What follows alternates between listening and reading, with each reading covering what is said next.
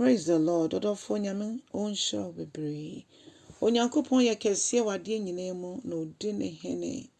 Onam mununkum mu edi ne hene. Ɛno nti ora Yesu yɛsi yɛhyira wo din kronkron no.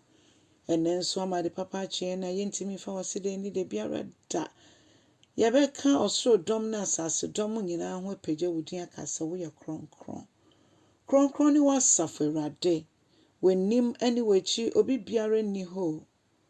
Yɛsi yɛda wase. Ɛnɛ nso so Awurade yɛyɛ krado sɛ nyame nkronkron bɛkyerɛkyerɛ yɛn. Kyerɛkyerɛ yɛn wo na wokyerɛ yɛn a yɛte waseɛ na yɛtumi de bɔ yɛn bra hyɛ wɔ anuonyam. Ɛno nti yɛda wase anɔpa yi nso sɛ wobɛkyerɛkyerɛ yɛn. Ɛwɔ Jesus Christ din mu na yɛabɔ mpaeɛ. Hallelujah. Ɔdɔfoɔ mema wakɔ aba nan nso de ba wo yɛteaseɛ sɛ dwumadie yi so. Na yɛafi akenka nsɛm no efi Asomafo Ndwoma eti dunson tikyɛmu aduonu wɔtwe kɔsi aduasa baako. Sɛdeɛ aborɔfo bɛka sɛ Acts chapter 17 the verses 28 to 31. Ɔse ɔno no mu ɛna yɛteaseɛ yɛkeka yɛn ho ɔno mu ɛna yɛwɔ hɔ. Ɛyɛ hwan a ɛyɛ Yesu Kristo. Ne mu na yɛwɔ fa ahodeɛ etimi yɛ adeɛ nyinaa. Na mpo no nsɛnkafoɔ bi ɛkae sɛ yɛyɛ ne mma. Yɛyɛ ne mma. Mene wo a yɛagye na edi no yɛyɛ ne mma. Na yɛgye to mu prɛko pɛ sɛ ɛyɛ nokorɛ. Ne sɛ nti ɛnsɛ sɛ yɛbu Onyankopɔn animtiayɛ. Ɛnsɛ sɛ yɛbu no abomfia. Ɛnsɛ sɛ yɛbu no sɛ enyame nketewa a yɛde sika ne dwetɛ yɛde anwon ne bi daabi. Yɛn Nyankopɔn no tumi nyinaa wɔ ne nsam. Ɔno ɛna ɔde n'anum asɛm ɛbɔ wiase hyehyɛ mu nneɛma wɔn. Mpo ɔde nimdeɛ ne nyansa ɛde adom nipa mu de yɛ nneɛma kɛseɛ. Sɛ nyame na yɛmɛka ne ho asɛm wɔ nnɛ anɔpa yi. Ɛnyɛ nyame na ɔmo kwa no mo pagya no kita ɔmo nsam. Ɔwɔ asoso ɔnte kasa wɔ hwene so ntumi ɛnhwia adeɛ wɔ ani so ntumi hu adeɛ no. Ɛnyɛ saa nyame no a na mmom kokroko no ɛna nnɛ meka ne ho asɛm ɛde kyerɛ yɛn nyinaa. Ɔdɔfoɔ ne mu na yɛwɔ fa ahodie o. Na afei Onyankopɔn bra ne yɛnim no de obu n'ani go so. Tete na Yesu Kristo nda ne ho adi no. Ɛbra a mene wo yɛnhyia Yesu no. Ɛbra ne yɛnenam basabasa no. Onyankopɔn bu n'ani gu nea yɛyɛ nyinaa so efisɛ ne yɛnim.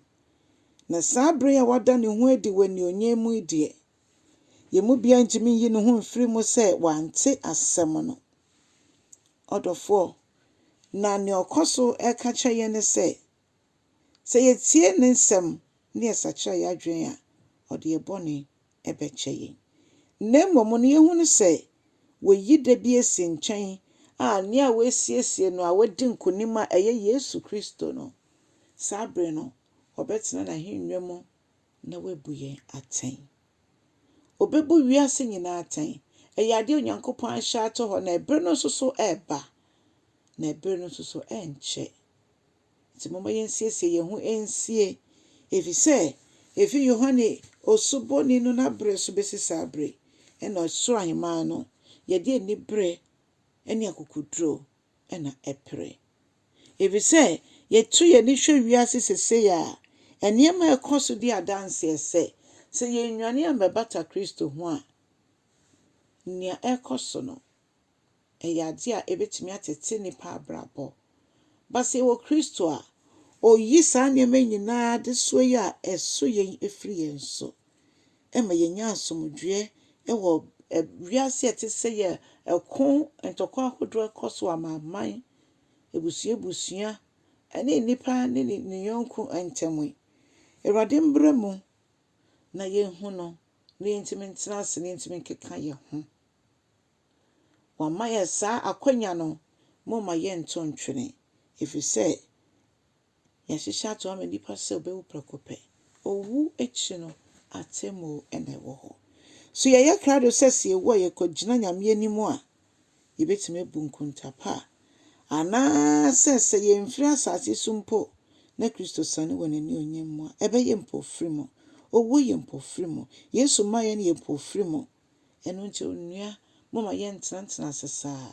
Nneɛma bi atwi yɛ kyerɛ ma ntimi nsom Nyame yie no. Nyame nkronkron aka do sɛ momfa mo haw ne mo dadwe nyina nto me so. Efisɛ me na medwene mo ho. Ɔdɔfo, Onyankopɔn yɛ nokwafo a wafrɛ yɛn. Na nea waka wɔ n'asɛm bia nso bɛbɛ mu. Ɛno nto kyɛ asɛm no na yɛ kɔkɔba ɛma obi biara obetie bia yɛtumi nya adwene mo foforoyɛ atwe akra nso ama Awurade. Onyankopɔn nhyira wɔ ne nso wɔ Yesu dim. Amen.